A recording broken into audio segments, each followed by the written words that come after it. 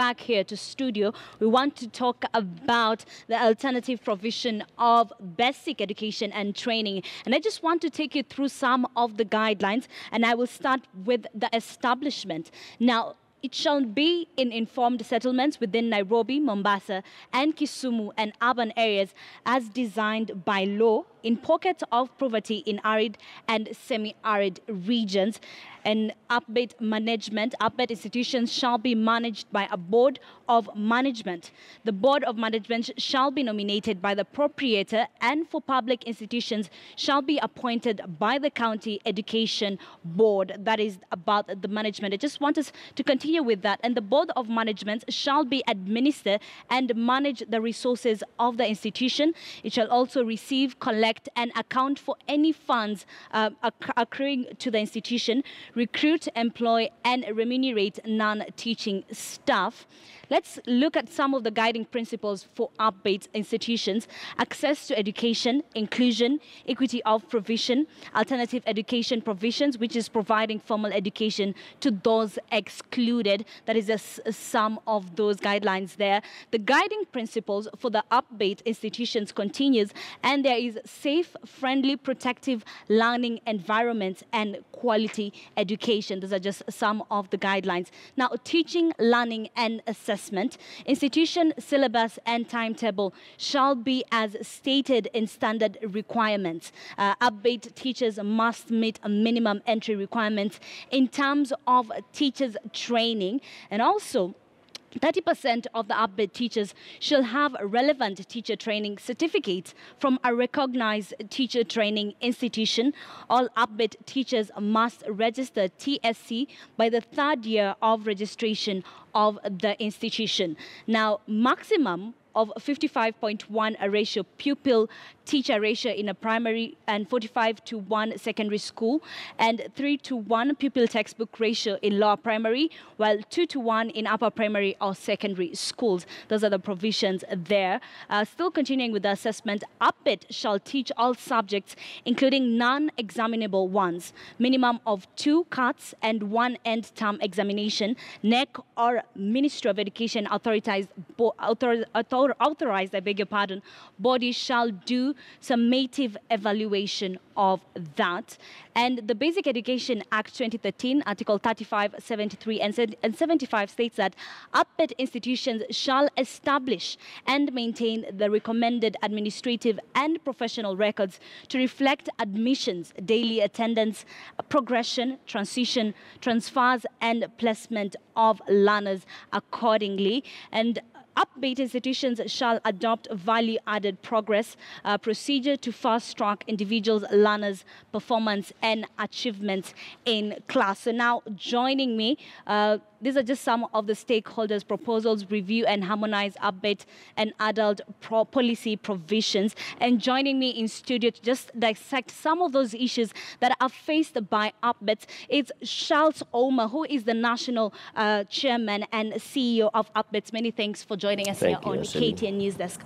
Now, most school heads do not know about APBET, and those who know do not know how to enact the guidelines. Why is this so?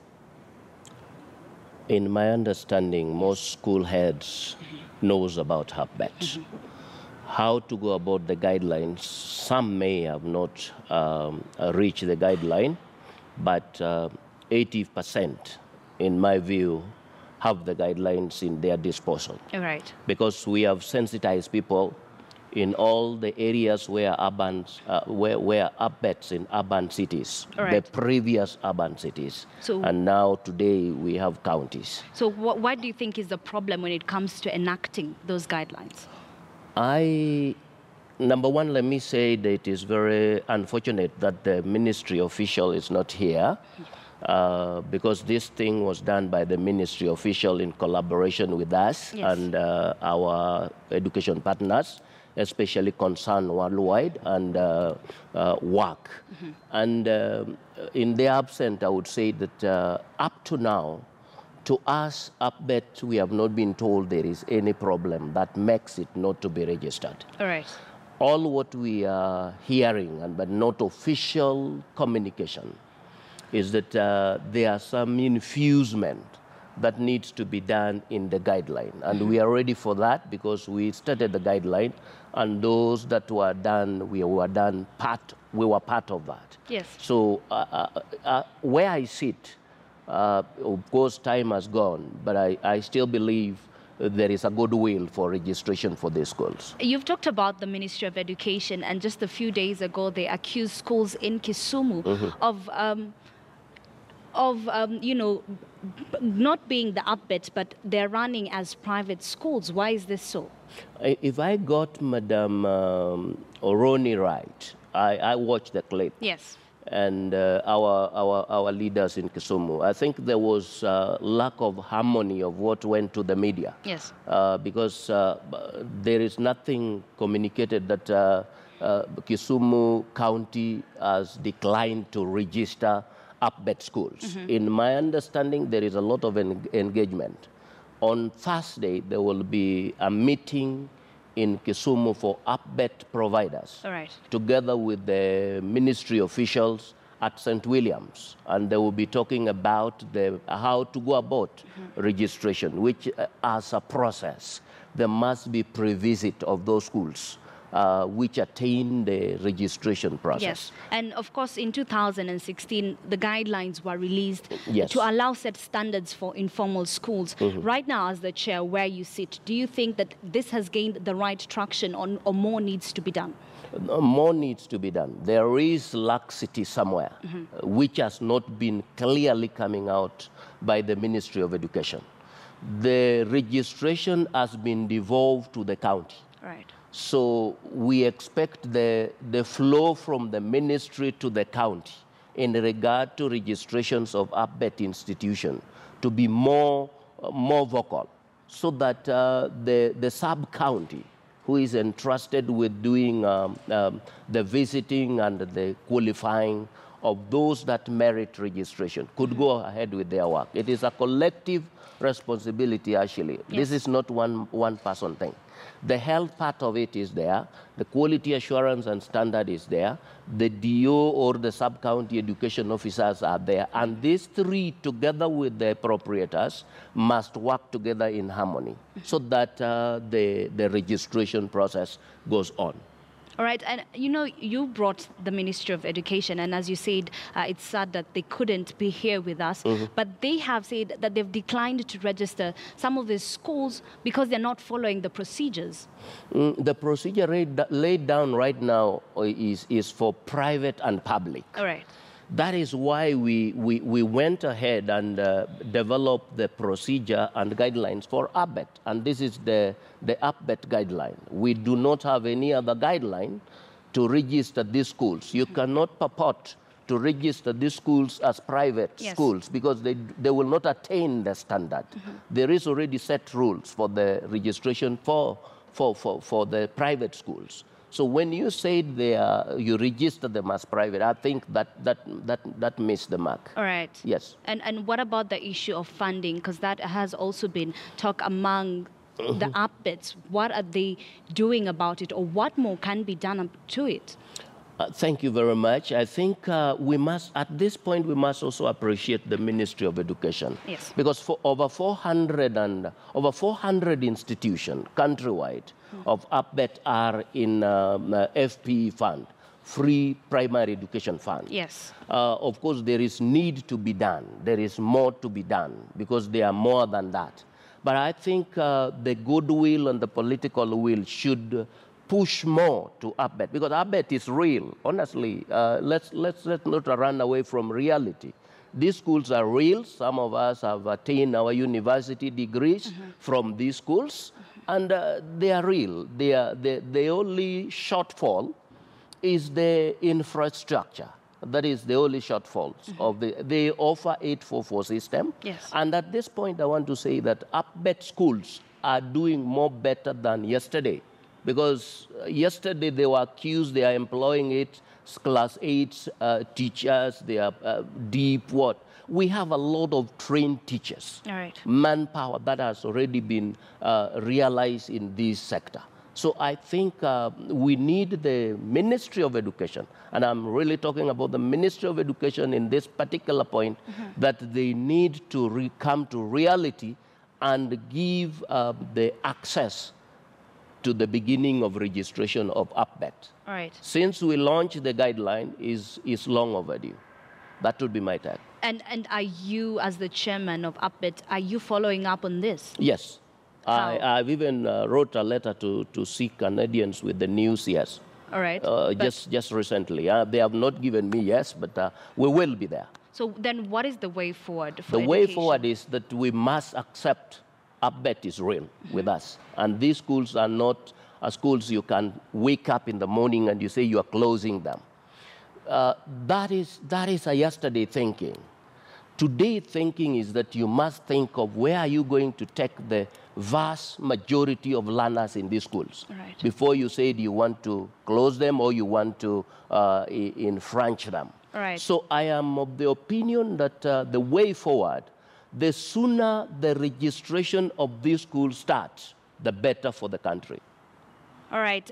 Before we continue with this interview, we just want to cross over to Kenyatta University, and that is the situation shortly. It will be coming to your screens.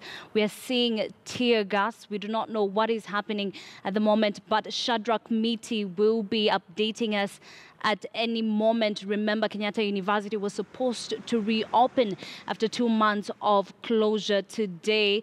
This is amidst the lecturers' strike, and WASU officials are supposed to also meet the government to talk about the CBA today. So we're yet to see how that goes. That is the situation at Kenyatta University right now. So we were talking about the way forward. You mentioned that you have already gotten in touch with the CS. But let's not forget that there's so many issues involving education, especially in the informal sectors. That's right. Let's not forget that right now the curriculum is being changed and there's so much. What exactly can be done at the moment to help the situation as we wait for further details from the ministry? Thank you very much. I would say that as a way forward, we need all the stakeholders in education sector, especially those who are operating in urban areas where the APBETs are, that the collective strength that would push to the registration of this institution in partnership with the Ministry of Education, because that is what remains.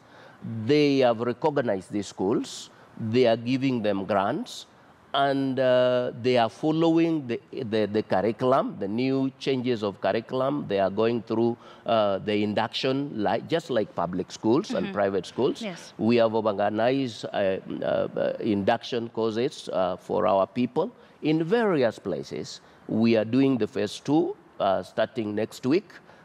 In Nairobi, Mombasa, and Kisumu. Yes. And that is just in line with the changes that are taking place in education sector. All right. Yes. Many thanks, Sir Charles Ouma, who is the National Chairman and CEO of APBET, for I'm joining Charles Ouma. Yes. Thank you very much for joining us Thank you, here Ashley. on KTN News Desk. Now, the road to inclusion of people living with disabilities in the workplace is not yet satisfactory. Persons with disabilities have significantly lower levels of employment than their able-bodied peers. However, one car wash in the city has tapped into the ability and manpower of this group by employing them and allowing them to train for free. Caroline B. reports.